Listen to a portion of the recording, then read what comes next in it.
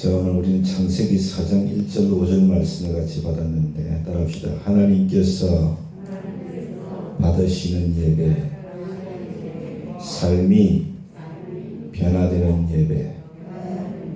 할렐루야. 이와 같은 제목으로 하나님 말씀 생각을 하겠습니다. 여러분 신앙생활 그러면은 예배를 떠올리시는 분들이 많을 것 같습니다. 아마도 매주일 예배당에 와서 예배를 드리기 때문에 그렇게 떠올리지 않겠나 그렇게 생각을 합니다. 여러분 그런데 예배에 있어서 중요한 것이 있습니다. 그게 뭐냐면은 내가 하나님께서 받으시기에 합당한 예배를 드렸는가, 그리고 그 예배를 통해서 내 삶이 변화가 되었는가. 이게 예배에 있어서 중요한 겁니다. 예수님 당시 보면 사마리아 사람들과 유대인들은 예배의 장소에 관심이 많았어요. 요한복음 4장을 보면 예수님과 야곱의 우물에 물을 기르러 나왔던 사마리아 여인과의 대화가 나옵니다. 그 대화에서 사마리아 사람들은 아브라함과 야곱이 예배했던 세겜 땅하고 가까웠던 사마리아에 위치한 그리심이라고 하는 산에서 예배를 드려야 돼. 그렇게 생각했어요. 그런데 유대인들은 다윗과 솔로몬 시대의 예배의 중심지가 예루살렘이었죠. 그래서 예배는 예루살렘에서 드려야 한다. 그렇게 주장을 했어요. 그런데 예수님께서 사마리아 여인에게 예배에 있어서 중요한 것은 무엇인가 말씀해 주셨어요. 정말 예배에 있어서 중요한 게 무엇인가 사마리아 여인에게 말씀해 주셨다는 거예요.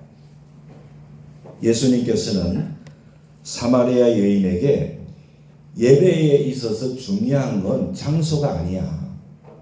장소가 아니고 하나님은 영이신데 영이신 하나님을 예배하는 자의 중심이 중요해. 뭐가 중요하다고요? 중심이, 마음이 중요하다는 거, 마음이. 그러시면서 뭐라 했어요? 영과 진리로 예배하는 것이 중요하다 그랬어요. 영과 진리로. 하나님은 영이시니 영과 진리로 예배할지니라. 영으로 예배하는 게 뭐예요? 고린도전서에 보니까 사도 바울이 내가 영으로 예배하고 마음으로 예배하며, 내가 영으로 찬양하고 마음으로 찬양하며. 할렐루야. 우리가 마음을 다해서 하나님을 예배하는 거예요. 우리의 영으로, 영이신 하나님을. 그리고 진리로, 진리의 말씀과 하나님을 아는 지식으로 하나님을 예배해야 돼. 그게 중요한 거야. 또한 하나님께서 사마리아 여인에게 뭐라고 말씀하셨습니까? 하나님은 그와 같이 예배하는 자를 찾으시느니라. 할렐루야.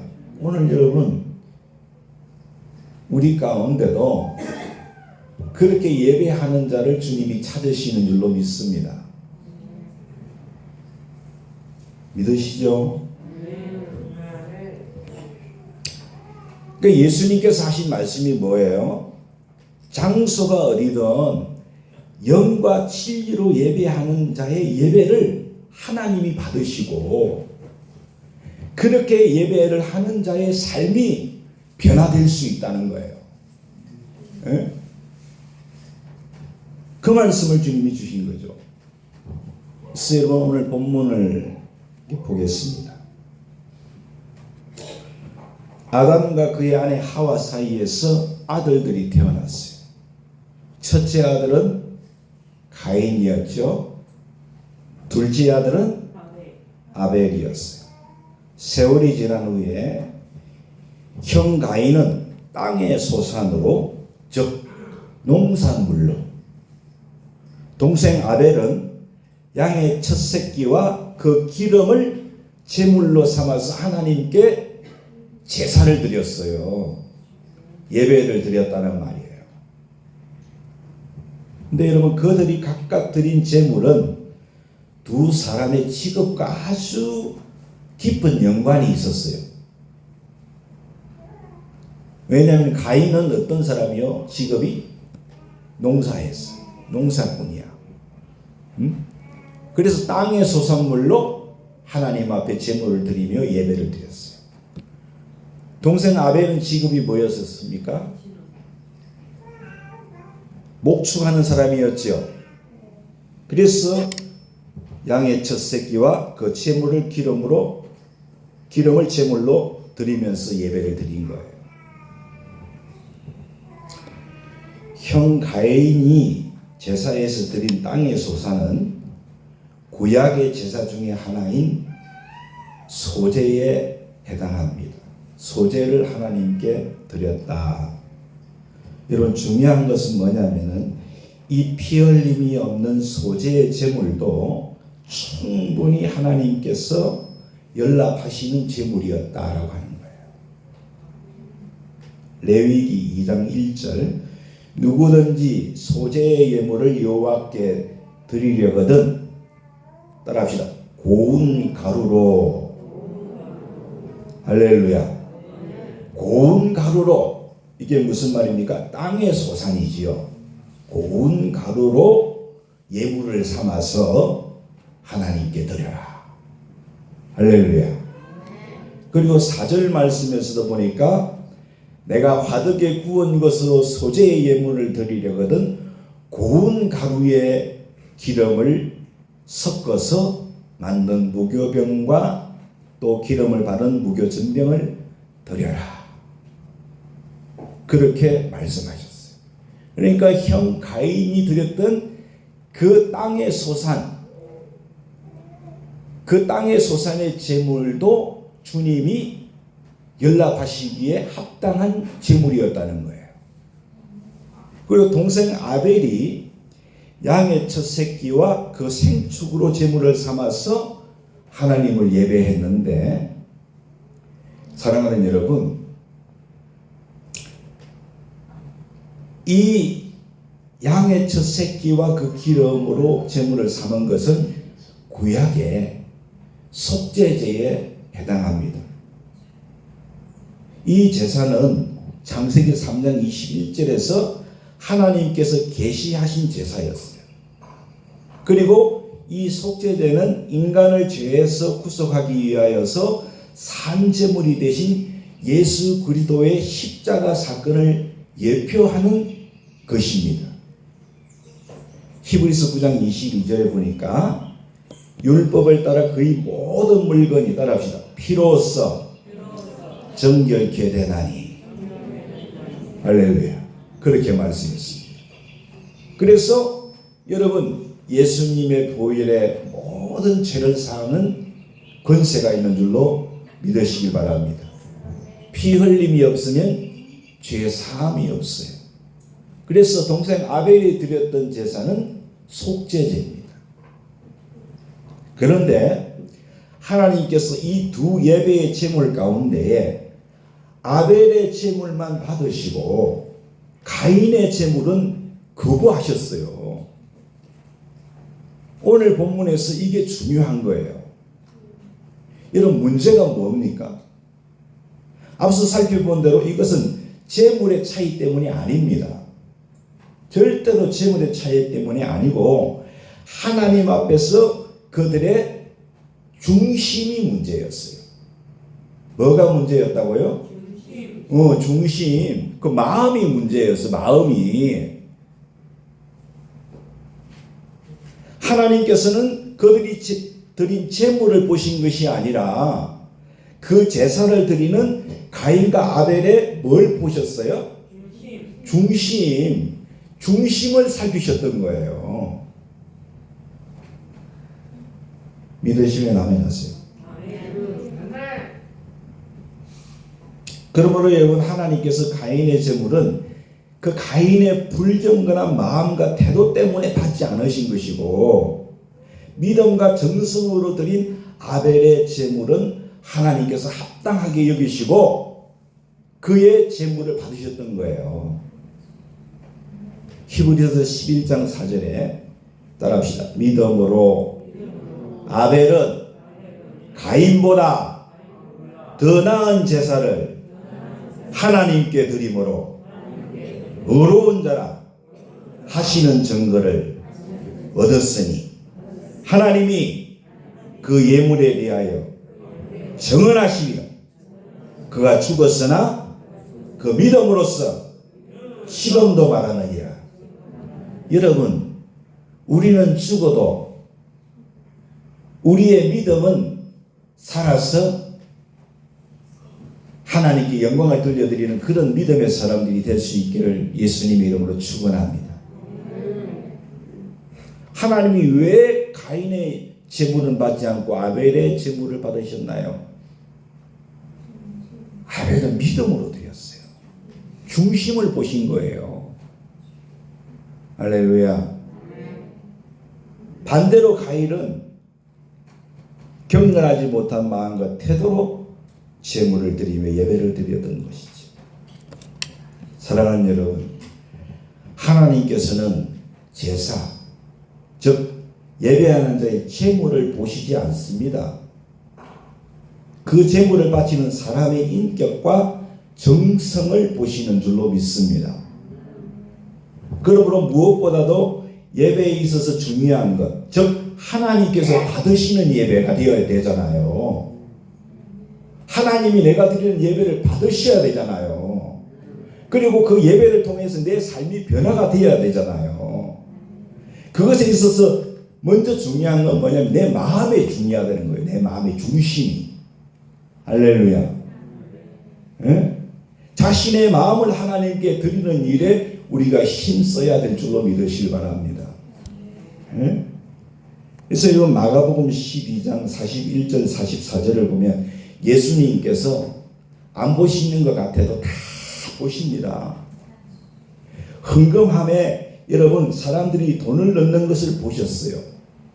보셨는데 여러 부자들은 많이 넣는데 한 가구가 2렙돈 곧 한 고들란트를 넣는 것을 보셨다고 그랬어요. 여러분 2렙돈은요 당시 가장 낮은 화폐 단위를 말합니다. 그리고 노동자들의 하루 품삯의 64분의 1에 해당하는 금액이 2렙돈이었다는 거예요. 한 고들란트. 제가 대충 여러분 조금 오래된 자료라서 죄송한데 노동자의 하루 월급이 하루 일당이 8만 원이었다면 이렇게 나온 게 있어서 소개해 드리는데 그게 64분의 1이 얼마냐? 여러분 1,000원 정도 되더라고요. 1,000원 정도. 네? 그러니까 하루에 일당 20만 원 받는다면 여러분 그거 2,000원 정도 될까요? 그렇게 적은 돈을 헌금함에 넣은 거예요. 그 가구가. 그런데 예수님께서 그걸 보시고 제자들을 불렀어요. 이리 와봐라. 예? 불러가지고 말씀하시기를 내가 진실로 너희들에게 말하는데 이 가난한 가구가 모든 사람보다 많은 헌금을 하나님께 드렸다. 이유에 대해서 말씀하셨습니다. 다른 사람들은 다 풍부한 중에 풍족한 중에 넣었지만은 이 가구는 가난한 가운데서 자기의 모든 소유 그 생활비 천부를 넣었기 때문이다. 기독식이 아멘 안 하네. 여러분 아침에 밥 안 드셨죠? 밥을 먹고 와서 하나님께서 말씀하시는데 아멘을 안 하고 지긋지긋하게 진짜 지독한 분들입니다. 이 말씀이 여러분 마음에 확 이렇게 와닿지 않습니까? 아멘 해야 되는. 연세 많은 분들은 기운이 딸려서 그런다 치더라도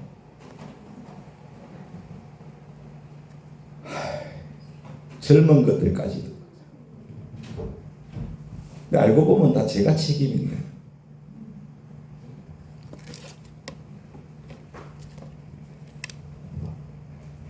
무슨 말입니까? 하나님은 중심을 보시는 거예요.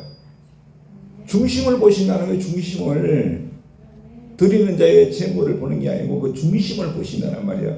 얼마나 정성을 다해서 얼마나 믿음으로 하나님께 드리는가 그걸 보신다는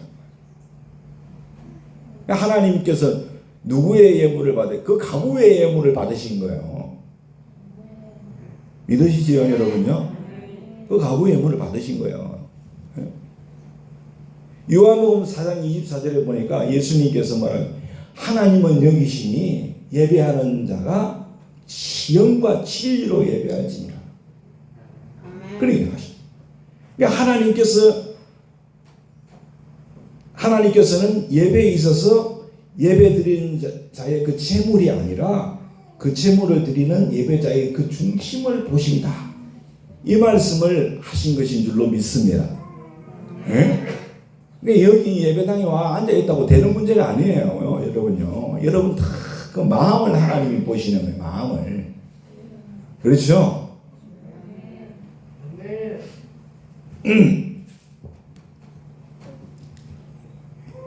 그럼 여러분 하나님께서 받으시고 우리의 삶이 변화가 되는 마음으로 드리는 영과 진리의 예배, 믿음의 예배는 과연 어떤 예배일까?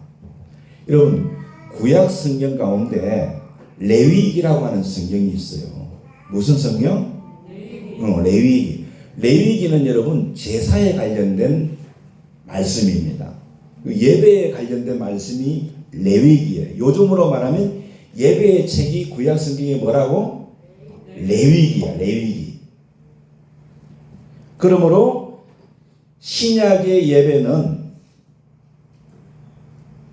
구약의 제사의 형태만 바뀌었을 뿐 그 예배의 정신만큼은 지금 우리가 그대로 개성해야 되는 거예요. 믿으시지요? 형태는 바뀌어도 정신은 바뀌면 안 돼. 왜냐하면 구약 제사의 예배의 정신으로 드려지는 예배를 우리 주님이 받으시고 그 예배 가운데 우리의 삶이 변화될 수 있기 때문에 그런 줄로 믿습니다. 레위기를 보면 5가지 제사가 나와요. 몇 가지 제사? 5가지 예배가 나오는데 첫 번째가 따라합시다. 번제. 번제가 나옵니다. 번제라는 제사인데 번제는 여러분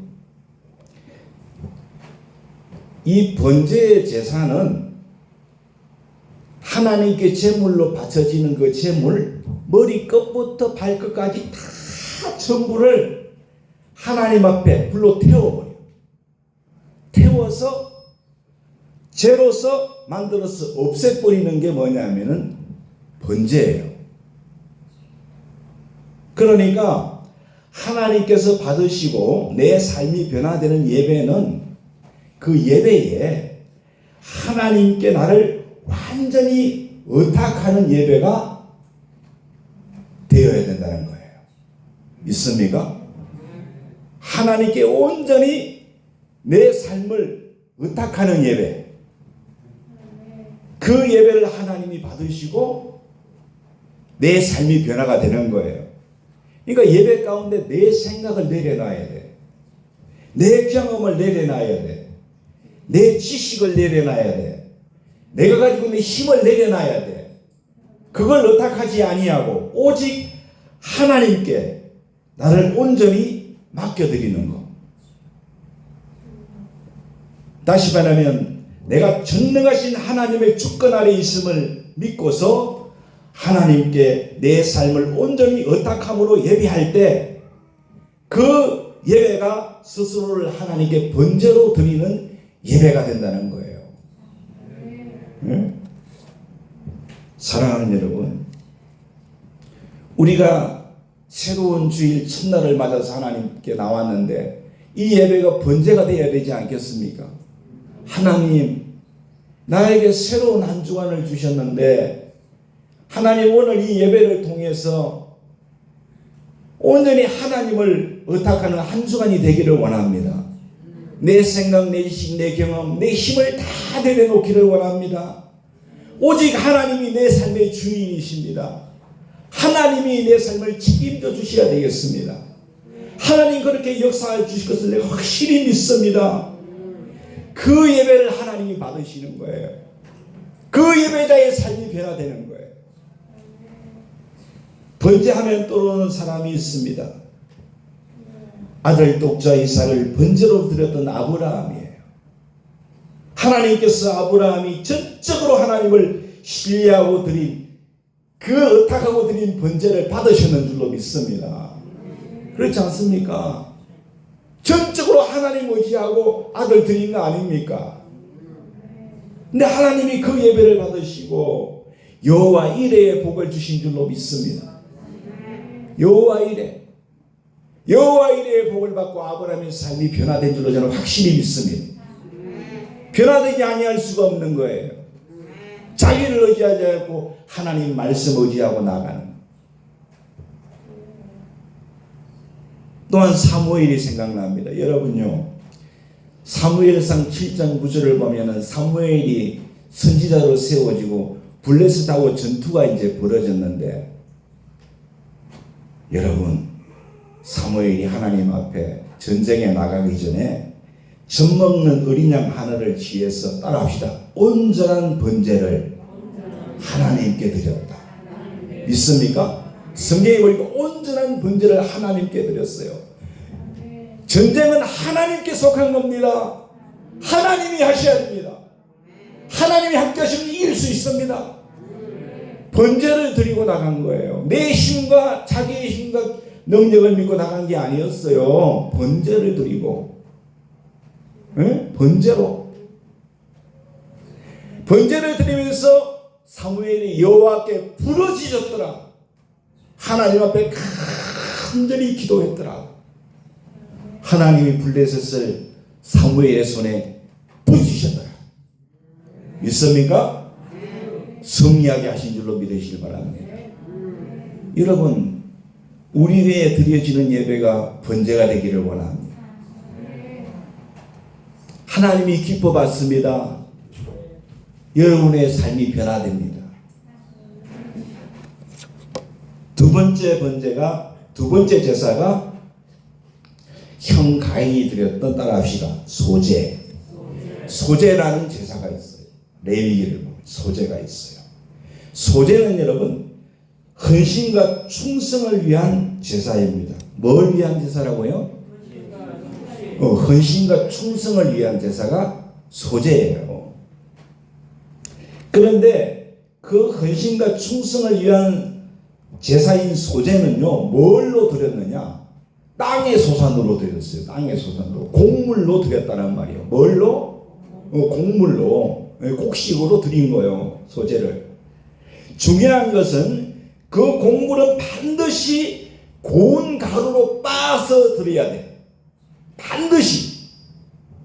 완전히 갈아가지고 고운 가루로 빻아가지고 드리는 것이 소제였어요. 거기에 조그마한 덩어리도 있으면 안 돼. 전부 미세분말로 빻아서 드리는 것이 소제였단 말이에요. 그래서 레위기 제가 2장 1절로 4절 말씀드렸죠. 고운 가루로 빻아서 드렸다는 거예요. 아주 그냥 밀가루처럼 아주 곱게 빻아가지고 하나님께 드린 거예요. 근데 이 소제가 뭘 위한 제사였다고요? 헌신과 충성. 그러므로 여러분, 내가 하나님 앞에 헌신한다. 내가 하나님 앞에 충성한다. 이런 의미는요, 여러분 잘 아셔야 됩니다. 자기 구현, 가치 구현을 위한 것이나 자기 자아 실현을 위한 것이 아니라는 거예요. 교회에서 봉사를 많이 하는 사람들 가운데에 분란이 일어나는 이유가 뭔지 아세요? 봉사 안 하는 사람들 가운데 분란 안 일어납니다. 잘. 근데 봉사하는 사람들 안에서 분란이 많이 일어나요. 이유가 뭔지 아세요? 전부 자아 실현하려고 하기 때문에 그런 거예요. 봉사는 하나님 아버지 앞에서 내가 분말 가루로 바뀌는 것이 봉사입니다. 그러니까 봉사는 그야말로 헌신이어야 되고 희생이어야 되는 거예요. 그 소재에 절대로 넣어서는 안 될 것이 있어요. 그게 뭐냐면 누룩과 꿀이었어요. 그 소재에는 절대 꿀과 누룩을 넣으면 안 돼. 그래서 여러분 제가요, 참 우리가 간증할 때도 조심해야 됩니다. 할렐루야. 누룩은 여러분 무슨 역할을 합니까? 부풀리는 역할을 하거든요. 그래서 소재에는 절대로 누룩을 넣지 말라 그랬어요. 꿀은 뭘 어떻게 합니까? 꿀은 달콤하게 달달하게 만들죠.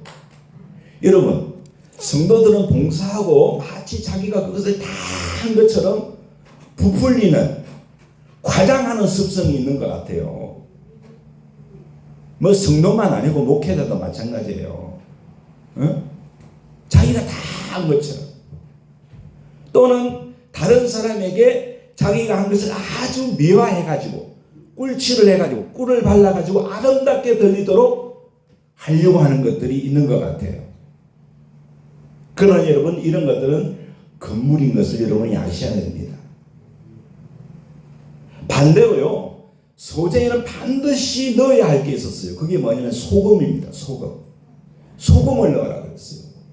소금은 맛을 내고 부패를 방지한 다음에는 어떻습니까? 자기는 다 녹아서 없어져 버리죠. 교회를 위해서 봉사와 헌신과 희생을 하는 사람들은 자기는 없어져 버려야 돼요. 자기는 없어져 버려야 된다니까요. 이것이 어떻게 가능합니까? 소재라는 예배를 통해서 가능한 줄로 믿습니다. 예배를 통해서 봉사와 헌신 가운데 내가 자아 실현하려고 하고 자기 가치 구현하려고 했던 나를 예배 가운데 빻아서 희생하는 사람으로 거듭나고 내 봉사에 내가 과장하고 꿀칠했던 나를 회개하면서 내가 소금되어서 어디서든지 맛을 내고 나는 없어지는 것, 예배를 통해서 가능한 줄로 믿습니다. 예배 가운데 여러분, 지난 한 주간 돌아보면서 한 주간 하나님 앞에 내가 교회 앞에 봉사한다고 했는데 그것이 봉사가 여러분 누룩이 들어있고 꿀이 들어있고 그런 것이 여러분 있었다면 이 예배를 통해서 소재를 드려야 될 줄로 믿습니다. 다 빻아가지고 가루로 내어가지고 소금을 쳐야 될 줄로 믿으시길 바랍니다. 나는 없어져 버려야 돼요. 할렐루야. 이처럼 소재를 드리는 예배를 하나님께서 받으시고, 그 예배를 하나님이 받으시고 그 예배자의 삶이 변화가 될 줄로 믿으시길 바랍니다. 봉사했는데 교회에서 하나도 안 알아주고 목사하는 사람이 전화도 한 번 안 해주고 아이고 더러워서 내가 봉사하는 거 봐라. 그러면요 아무것도 아니에요. 믿으세요? 여러분 소재 예배를 통해서 온전한 희생과 봉사될 수 있기를, 충성될 수 있기를 예수님의 이름으로 축원합니다. 하나님이 그 받으시는 거 여러분의 삶이 변화되는 거예요. 예배 가운데 온전히 여러분 그러한 소재로 나아갈 수 있기를 소원합니다. 성경의 대표적인 인물이 저는 신약에서는 침례 요한으로 보여요. 침례 요한이 뭐라 했습니까? 예수님은 흥해야 되고 나는 쇠하여야 하리라. 또 신약의 사도 바울, 나의 나 된 것은 하나님의 은혜로 된 것이다.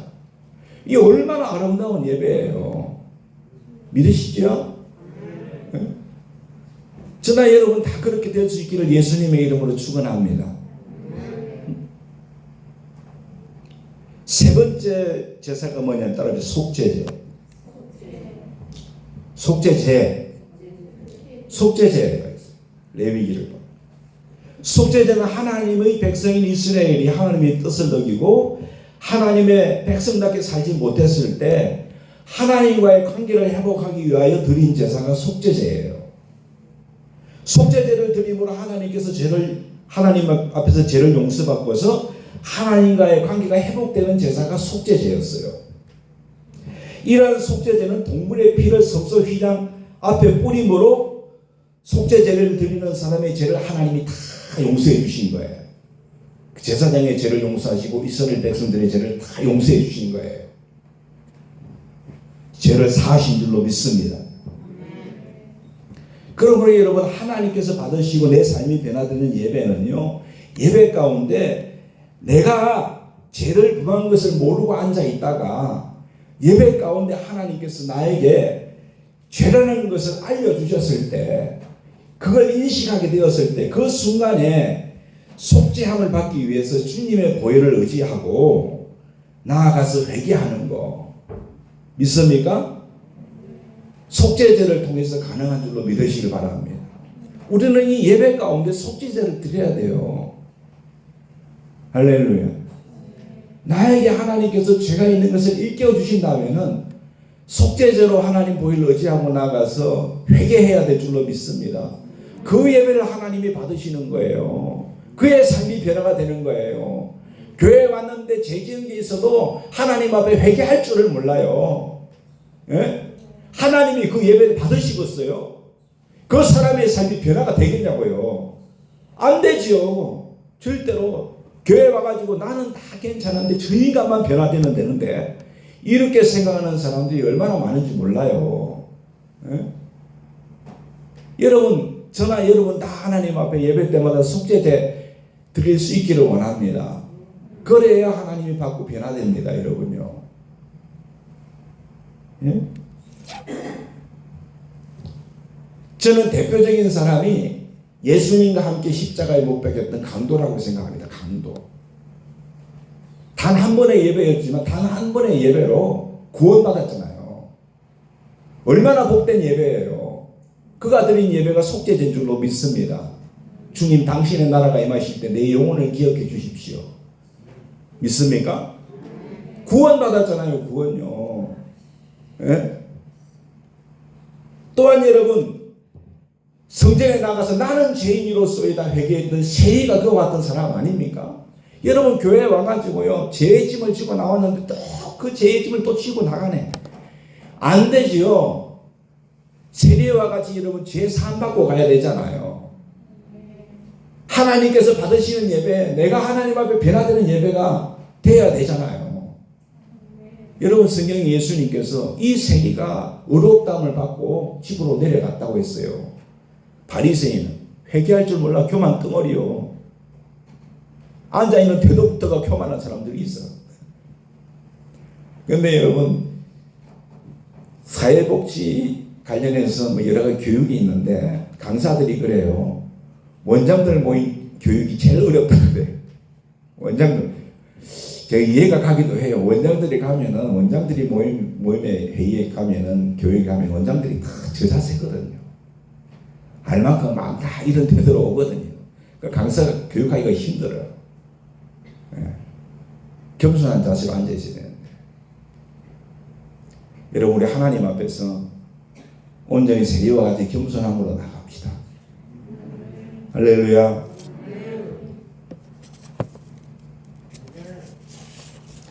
네 번째 제사가 뭐냐면 따라합시다. 속건제. 속건제는 여러분, 다른 사람에게 입힌 물질적인 피해를 보상하기 위해서 드린 제사가 속건제예요. 특히나 한국 성도들이 사회적으로 가장 잘못하고 있는 것 중에 하나가 내가 불의한 방법으로 남에게 금전적인 피해를 입혀놓고서 하나님께 내가 기도해가지고 자기 혼자 죄용서함 받았다고. 예? 그렇게 하는 사람들. 그러나 여러분, 성경은 그렇게 가르치지 않습니다. 네가 만약에 다른 사람에게 물질적인 피해를 줬다면 가서 갚아라. 그게 성경의 가르침이에요. 사람을 찾아가서 갚을 뿐 아니라 하나님 앞에 예배를 드려야 되는 것입니다. 무슨 예배를? 속건제를. 예? 예배를 통해서 내가 그때 나쁜 마음으로 그 사람에게 물질적인 큰 피해를 줬구나. 내가 깨닫고 내가 오늘 주일이니까 월요일 찾아가서 그 사람의 손을 잡고 형제여, 그때 내가 당신에게 이런 피해를 줬는데 내가 지금 형편이 다 좋지 않아서 다 갚지는 못하지만 일부라도 내가 이렇게 조금 일단 주니까 좀 받아주시게. 예? 이것이 그리스도인의 삶이 되어야 할 줄로 믿으시길 바랍니다. 예? 이런 속건제의 예배를 하나님께서 받으시고 그런 사람의 삶이 변화가 되는 거예요. 아시겠죠? 꼭 물질적인 것입니까? 여러분, 말로도 그렇지 않습니까? 예?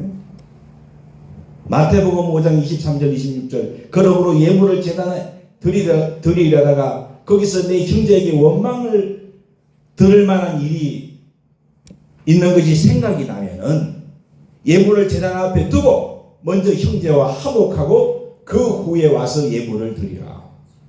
믿습니까? 예?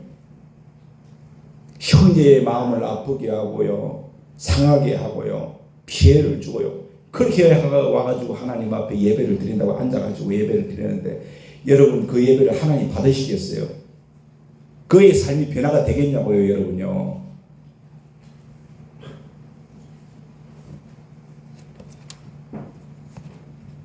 예배 가운데 여러분, 주님께서 여러분이 혹시라도 물질적으로나 마음적으로 손해를 끼친 이가 있다면 하나님 앞에 속건제를 드리세요. 할렐루야. 속건제를 드리세요. 그리고 그 속건제가 뭡니까? 그 깨닫게 하신 하나님 앞에 우리가 회개하는 것이고 당사자를 찾아가서 용서를 구하는 것인 줄로 믿습니다. 서울에 한 10,000명 이상 모이는 교회 목사님이 설교하시는 걸 듣는데 제 마음이 참 와닿는 부분이 뭐냐면, 목사님이 설교하는 영상이 올라가니까 댓글들이 많이 달린대요. 댓글들이 많이 달리고 하는데 이메일이 한 통 왔는데, 아주 자기 교회를 다녔던 집사님인데 자기 담임 목사인 자기에게 너무나 실망해가지고 교회를 떠났다면서, 목사님 그럴 수도 있는가 그러면서 이메일을 보냈다는 거예요. 근데 그 주일날 설교를 하시더라고요. 참 목사가 어떤 사람이겠냐, 참 목사가 어떤 목사이겠냐, 내가 그 영혼 혹이라도 오해해서 나를 욕하고 교회를 그렇게 떠난 것 같은데 자기가 교적부를 찾아서 전화번호를 알아내가지고 전화를 해서 사과했다고 그래요. 사과했다고 그래요. 그 설교를 들으면서요, 진짜 목사님이 저는 목사님이 아닐까 싶어요. 그런 생각이 들었어요. 속건제를 드린 거 아닙니까? 천하보다 귀한 영혼인데 자기 교회는 나오지 않더라도 그 영혼이 하나님 떠나면 안 되니까. 응? 그 설교하시는 걸 제가 들었어요.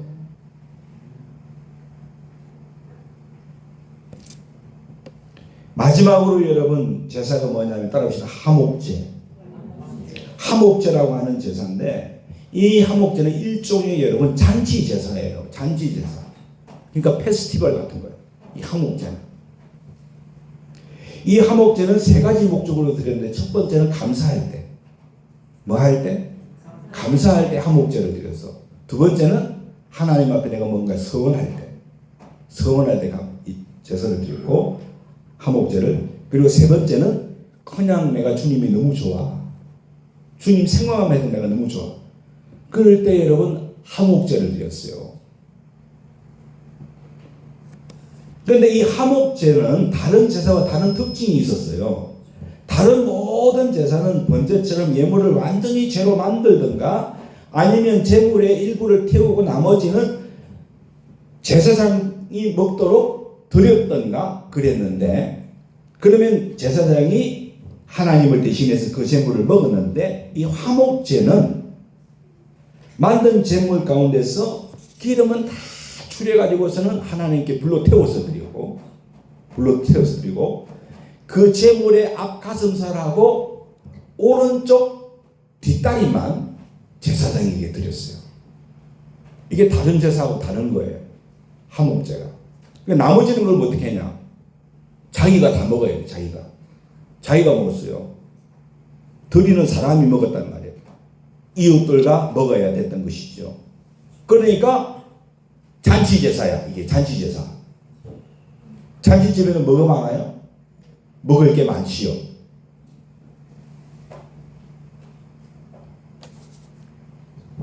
그래서 화목제인 거예요. 화목제.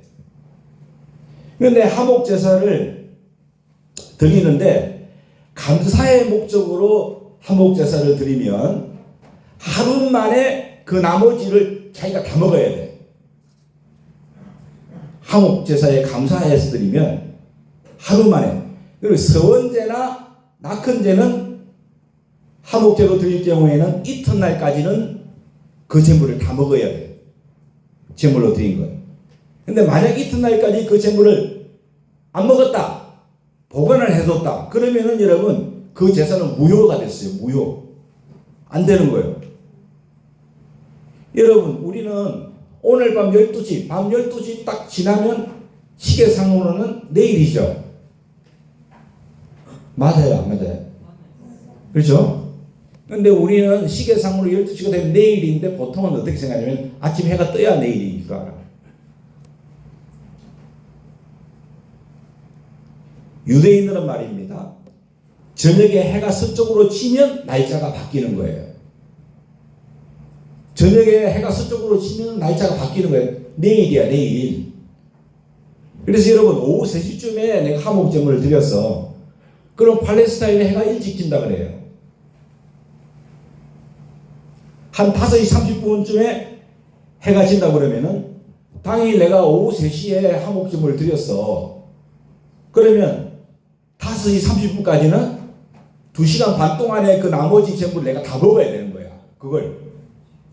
그래야 그 제사를 하나님이 받으시는 거야. 예를 들어서 소 한 마리를 내가 화목제물로 바쳤다. 소 한 마리를. 소 한 마리가 일반적으로 찾아보니까 700kg, 800kg 나간대요. 목사님 너무 큰 소 한 단입니까? 예. 어미선 보통 700kg, 800kg 나간답니다. 그러면 껍질을 벗기고 기름은 다 태우고 앞 가슴살하고 뒤쪽 오른쪽 다리는 제사장님께 드리고 계산을 해보면 그래도 300kg이 남는데요. 800kg 나가는 소를 화목제물로 드리면 몇 kg이 남아? 300kg이 남는데 그러면 600건쯤 된다 그래. 600건. 그 600건을 오늘 내가 낮에 감사제를 드렸다면 오후 5시 30분까지 해질 때까지 내가 다 먹어야 되는 거예요. 내가 만약에 서원제나 낙헌제를 드렸다면 다음날 5시 30분까지 그걸 내가 다 먹어야 돼. 제가 여러분 먹방을 간혹 봤거든요. 우리 아이들이 먹방을 보고 있어요. 뭐가 하는지 봤더니 먹방을 봤어요. 봤더니 짧은 시간에 엄청나게 많은 양을 먹는 것을 먹방이라고 하더라고요.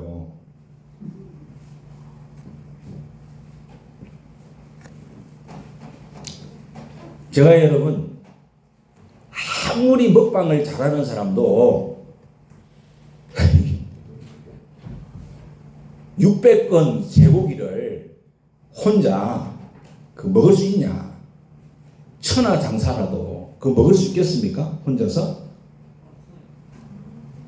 그러니까 그것을 다 먹고 하나님 앞에서 화목제가 유효하게 되기 위해서는 어떻게 해야 돼? 주위 사람들을 내가 다 불러야 되는 거야. 주위 사람들을. 그렇죠? 주위 사람들, 있는 사람들 가운데 나를 미워하는 사람들까지도 다 불러야 돼. 다 나를 미워하는 사람들까지 와서 그 재물을 먹어줘야만 됐던 거예요. 그 사람들의 도움이 없이는 내가 드린 화목제가 유효해질 수가 없었다는 거예요. 그래서 화목제사를 드린 사람은 화목제사가 하나님 앞에 유효하도록 남아있는 쇠고기 300kg을 다 먹기 위해서 동네 사람들을 다 부르는 거예요. 자기가 정말로 안이 꼽고 정말로 이 시간 말할 때는 더럽고 이런 사람들, 이렇게 생각하는 사람들까지 다 오라 그래가지고 그 사람들이 그 고기를 먹어주면 마음속으로 하나님과 화목한다는 것이 저 사람하고 화목하는 것이구나 하는 것을 깨닫게 된다는 거예요. 믿으십니까 여러분요? 그래서 정말 화목제가 잔치제사가 되는 것입니다. 사랑하는 여러분, 정말로 하나님께서 받으시는 예배, 내 삶이 변화지는 예배는요, 내가 이해가 안 되는 사람이 있어요. 내가 정말로 용서가 안 되는 사람이 있어요. 이해가 안 되고 용서가 안 되는 사람, 여러분, 그를 위하여 우리가 화목제를 드려야 될 줄로 믿습니다. 예배 가운데 왔어요. 그냥 상처받고만, 용서가 안 되는 사람이 있음에도 불구하고 그를 위하여 기도를 안 해. 기도를 안 하는 거야. 그 사람하고 뭔가 관계 회복을 위해서 어떤 노력도 안 해보려고 그래. 화목제를 안 드리는 거예요. 어떻게 그 예배를 하나님이 받으시고 그의 삶이 변화가 되겠어요? 변화가 안 되는 거죠. 로마서 12장 18절에 따라합시다. 할 수 있거든 너희로서는 모든 사람과 더불어 화목하라. 믿습니까? 화목해라. 화목해라. 여러분, 오늘 집으로 돌아가시기 전에 화목제사 드리세요. 그리고 집으로 돌아가셔서 전화하세요. 그분한테. 잘 계시냐고. 믿습니까? 안부 전화하세요. 그리고 그런 분 있으면 밥 한 끼 같이 먹자 그러세요. 그래가지고 화목하시기 바랍니다. 안 먹을 모양이에요. 알아서 하시다. 저는 가르쳤으니까 알아서들 잘 하시면 좋겠어요. 할렐루야. 오늘도 저한테 전화 많이 오겠는데 목사님 밥 한번 먹자고. 사랑하는 여러분, 가인은요 하나님께 예배를 드렸지만 하나님이 그 예물을 안 받으셨대요. 오늘 우리가 하나님께 예배 드리는데 하나님 우리 예배를 안 받으시면 어떻게 되겠어요?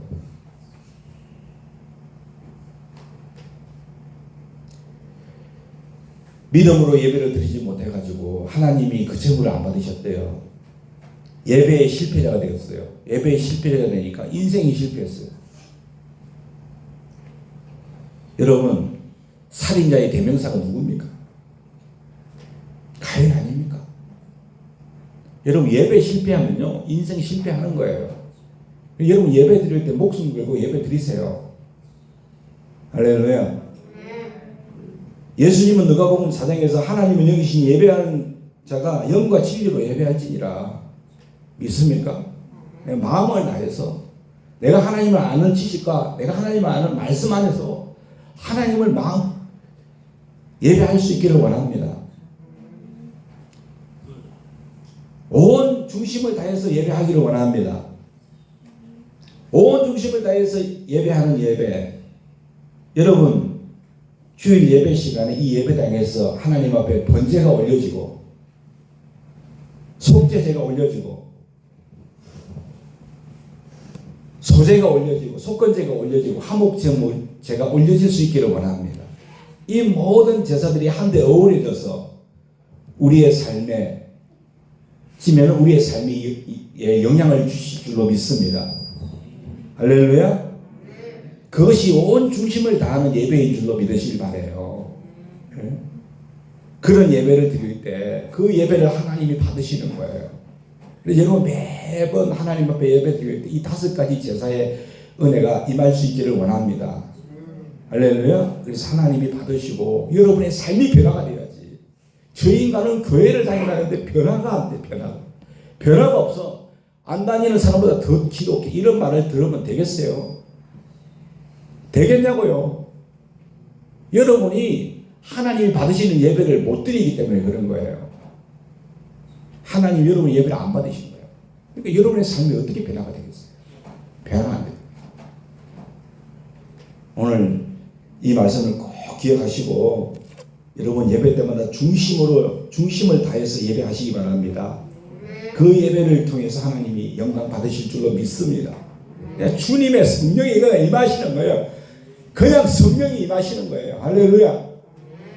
그냥 하나님께서 방언으로 그냥 말하게 하시는 역사가 있을 줄로 믿습니다. 그냥 우리의 삶이 변화가 되는 역사가 있을 줄로 믿으시길 바랍니다. 그렇게 돼야 되는 거예요. 오늘 이 말씀 하나님이 저에게 주신 말씀으로 저는 확실히 믿습니다. 우리 성도님들 예배에 성공하는 자 되고 그래서 삶이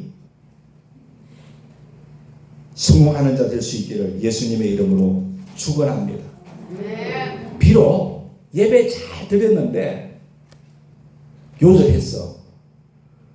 가인 아벨처럼. 그래도 여러분 그의 믿음은 남아 있어요. 할렐루야.